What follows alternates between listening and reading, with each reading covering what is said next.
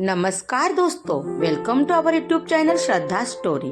तेनालीराम की मजेदार कहानी रंग बिरंगे नाखून। एक बार की बात है, राजा कृष्णदेव राय के दरबार में एक बहेलिया आया। बहेलिये को देख राजा काफी खुश हुए, क्योंकि राजा को पशु पक्षी बहुत प्यारे थे और बहेलिया एक रंग बिरंगा सुंदर पक्षी दरबार में लेकर आया था।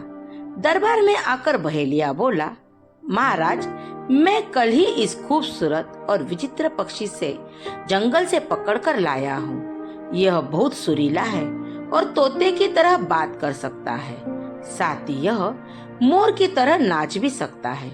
आपको पशु पक्षी बहुत पसंद है, इसलिए मैं इस पक्षी को आपके पास बेचने के लिए लाया हूँ। महाराज काफी खुश हुए और बोले, देखने में तो यह पक्षी खूबसूरत नजर आ रहा है, मैं इसे जरूर खरीदूंगा और तुम्हें उचित इनाम भी दिया जाएगा।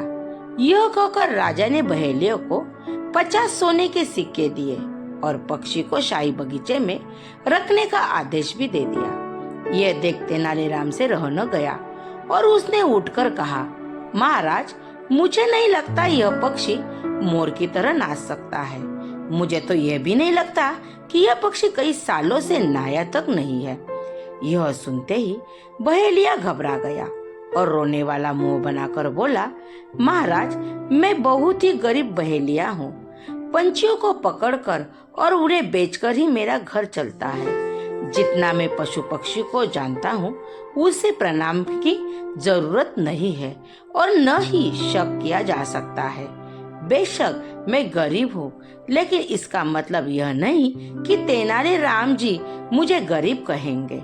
यह बात सुनकर महाराज भी तेनालीराम पर नाराज हुए। उन्होंने तेनाली से कहा, क्या तुम अपनी इस बात को साबित कर सकते हो? इतने में तेनालीराम ने कहा, हाँ महाराज, मैं साबित कर सकता हूँ। ऐसा कहते हुए तेनाली एक ही जग में पानी भरकर लेकर आया और पिंजरे में बंद पक्षी पर डाल दिया। ऐसा करते ही दरबार में बैठा हर कोई आश्चर्यचकित होकर पक्षी को तरफ देखने लगा। राजा भी पक्षी को देखकर चौंक गया।